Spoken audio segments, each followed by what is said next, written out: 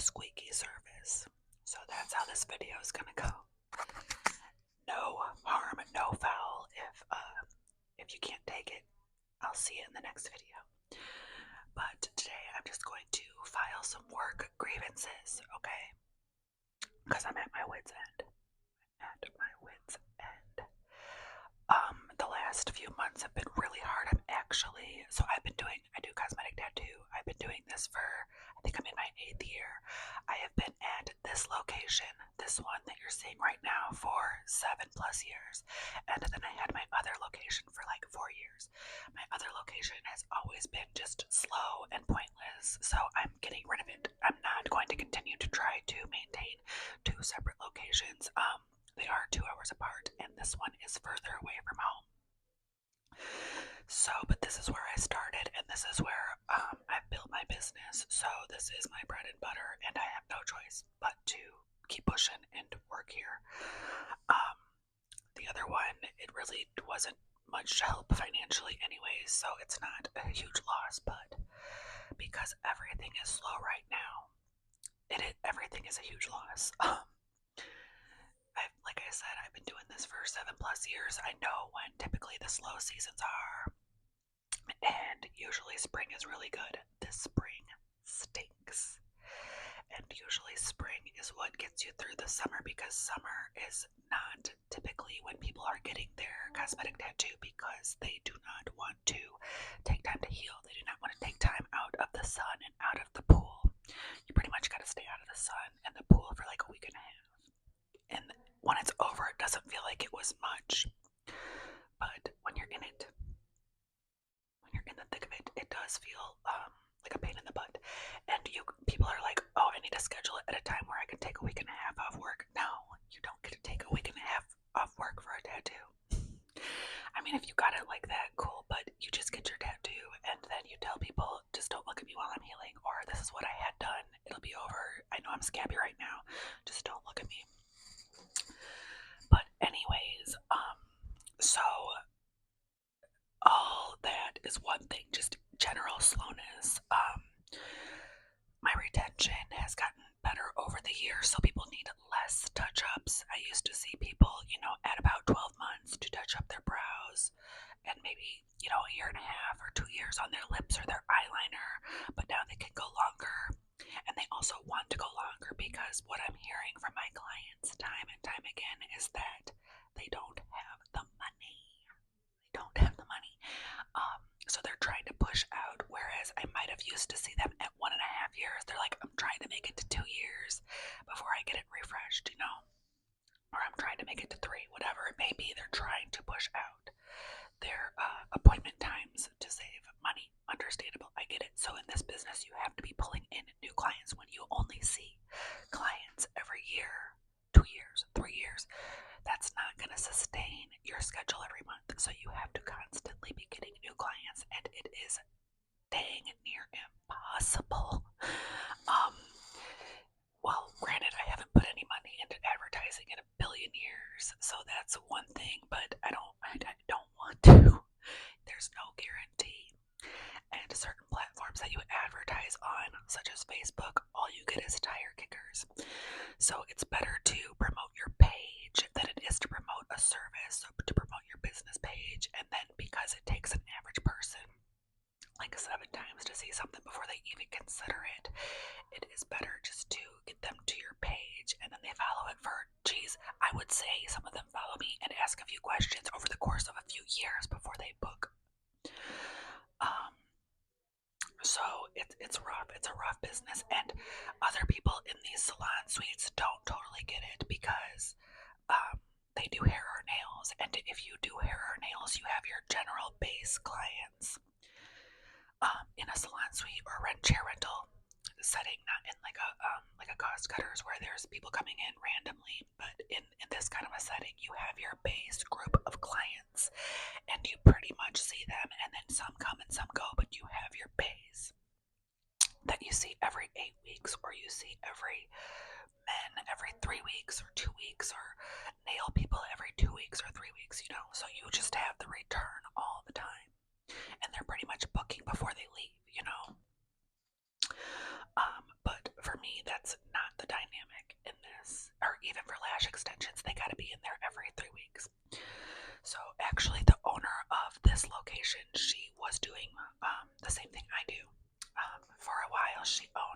a tanning salon, and then the other half was salon and salon suites. And so I split a room with her. We both shared a room our first few years doing it, and she was like, "This isn't worth it," so she got out. And people think that it, like, clients all the time are like, "Wow, you must be making a pretty penny." Honey, no, you're not. You're not making a pretty penny doing this because you have to pay for so much stuff. Like, you have to pay for your location, you have to pay your insurance, you have to pay for your supplies, which have went up about on average 30% since COVID. And I haven't even raised my prices like a dummy. Um, it's a different ball game. Um, what else? Okay, so the main complaint I have though, like, all that is one thing, and that is defeating in its own. It's defeating in its own. However, I appreciate the clients that I do have, and I have some of the sweetest clients and clients that I just absolutely love. But every year I get a few clients that just do not respect my time or the process. One or the other, or both. Sometimes it's both, and then I'm really like, get the hell out of my face.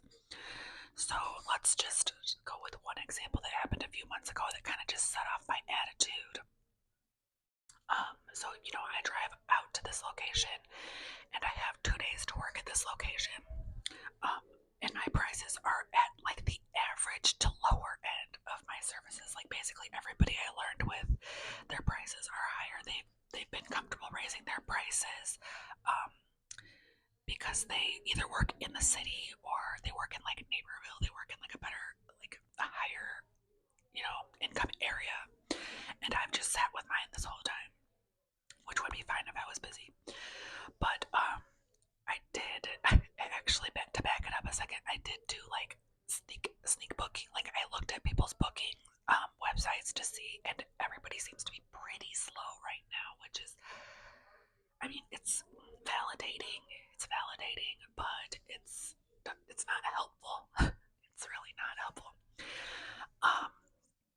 So anyways, a few months ago, a woman booked, and in my policy, it's pretty clear. Now, in the service industry, you are not allowed to keep a deposit because it is supposed to be applied to a service, even if they cancel a million times. But you can keep your schedule and supply fee. So I have a schedule and supply fee, and that comes off of your first session. Your first session and your second session are the same amount. It says right on there, per session, and it even says further down. It says, what does it say? The wording is like, you will probably require 2 sessions, possibly more, and everything is charged at the per session rate. You would be surprised how many people pretend that they didn't see that their next session was going to cost something. Like, it's right there. It's just a few paragraphs, and I don't know if they're pulling my leg or if they didn't read it, but it's happened several times, and in fact, it just happened today, but we'll get to that. So anyways, so this woman calls, she books, or she messages me and she books, and I send her the policy, and it says, schedule and supply fee is non-refundable and non-transferable. 1 reschedule allowed if given 72 hours notice. So right there, there's no possible way you could think that you're getting that back. Schedule and supply fee is non-refundable and non-transferable. 1 reschedule allowed if given 72 hours notice. Now, I forego that all the time. I always allow 1 reschedule, even if it's within the 72-hour window. That is the policy, but often I'm like, okay, it's an emergency. I get it, no worries. I'll give you the 1 reschedule. But this one lady that booked, she booked and she paid her schedule and supply fee. And then 2 days, I think 2 days or 3 days before her appointment, so the 72-hour window, she messaged and she was like, hey, something came up and I can't come to my appointment. And I said, okay, I understand. Would you like to reschedule? She said no. And I just left it at that because that's all I need to say at that moment. So she messages me like a week later, can I get my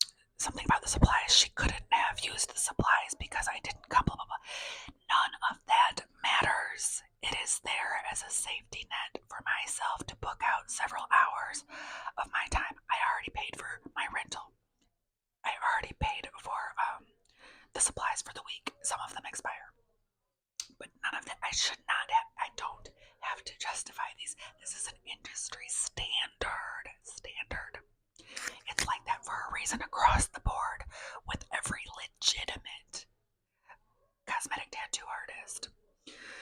So it was on PayPal. They just immediately refunded it back to her. So now I'm like, okay, I'm not using PayPal anymore. Technically, she still owes me the money because that was the policy. So I'm like, oh my God, whatever. I don't have the bandwidth to even deal with it. So whatever. But it just makes you like sad and irritated, frustrated, and when things are slow, it's kind of like when it rains, it pours, when it rains, it pours. So let's see what else. And then yesterday, I had one booked in for tonight at 5 p.m. She messages me yesterday and says, can I reschedule? And I was like, I don't have anything for a few weeks because I'm not even at this location for a few weeks. And she goes, okay, I'll make it. Alrighty then. So, like, what don't people understand? That when you book up several hours of somebody's time, that would be like you going to work and then your boss was like, hey, it's kind of like, I don't really have anything for you to do today, but I do want you to stay here. And I know you still have to pay your babysitter, but I'm not going to pay you for this few hours. So it's stop doing that to people. And then today it was like, this lady had rescheduled. The last time she rescheduled, she did give me like 3 days. I was like, yeah, sure, I'll move you. And she had rescheduled for today. No, she had rescheduled for tomorrow. And just like an hour ago, I get a message that was like, hey, I can't make it tomorrow. Can I reschedule? So I scrolled up, screenshotted my policy that she had already been sent, and I said, unfortunately, I cannot reschedule you again. I will take you, but you do, like, basically I just said you had to pay up front and I'll still take you, which is still no more financially. It's no more, it's not a cut into anything for her. It's still a cut into my time because now I have hours that I'm stuck at work and have no work and no pay. And so I sent her the total. I said, what's your invoice? And, or what's your email for the invoice? And then I'll send it to you. So I sent her the invoice and she messaged me. She goes, that's not the right total. And I scrolled up and screenshotted the menu. She's already been here one time. It's split half and half. So she already paid the exact amount the first time she was here. And it says right there, per session. And then the next paragraph elaborates like, this will take 2 sessions minimum, and each session is charged at the flat fee per session rate. Screenshotted all of that and sent it to her. And she goes, well, then she tried oh no, this is just a follow-up. A follow-up what? A follow-up session. So it is a per session rate. God damn it. And anyway, she's like, okay, well, to be honest with you, I don't have any money right now, so, and I'm like, that's cool, but why didn't you know that a few days ago? Like, why were you holding on until the night before your appointment to let me know? And also, why can't you read? Before you challenge something, shouldn't you scroll up and be like, did I miss something? What's going on here? Did I miss something? Like, why won't you do that? So I was just like, I get anxiety from it. I get disoriented. I've already had vertigo for like a month. This is not making things any better. Anyways, I just messaged her back after this. Took like 4 screenshots of everything. Like, look, you've rescheduled several times now, and it says you can only reschedule one time. I've been as lenient as I can be on my end. Like, I will literally go out of business if this keeps happening. So anyways, I was like, you know what, I understand, just message me when you're ready, and I don't know what to do with that. I just table it for now. And she seemed like a nice lady, so I don't understand. I don't know why. I don't understand. That's the other thing, like, because I meet new clients often, I don't really get to gauge how they're going to be in the future. After I've had them for a few years, I do, but you don't really get to gauge your client until you've met them several times. But also, like, I post stuff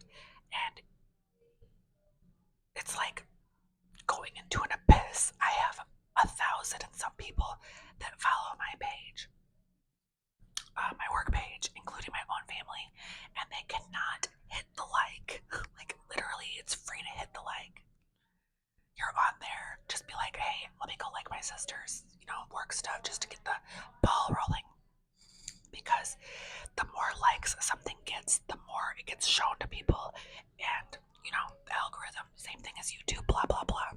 My grandma is like the best. She'll go on there, she'll share, she does all that like supportive stuff. But for some reason, my friends and family just can't do it. And I'll post some straight bangers. Like today, I do teeth whitening, and I whitened this guy's teeth, and it was fabulous, like 5 shades. And do you think anybody liked it? No. But when they come in, they're like, oh my god, they have screenshots full of stuff like, oh my god, can you do this one? Can you do me like this? You didn't even like it. But you have a whole album of it. Same thing with like my reels, because I make reels for work. So I'll make reels, and like nobody I know will like it. But I'll see them and they'll be like, oh my god, I was cracking up at like this one reel. And I'm like, dude, then just hit the like. Like, anyways, my vertigo is acting up. It's getting louder in here. That's just my work rant of the day. And I actually have to set up for the client that I have this evening.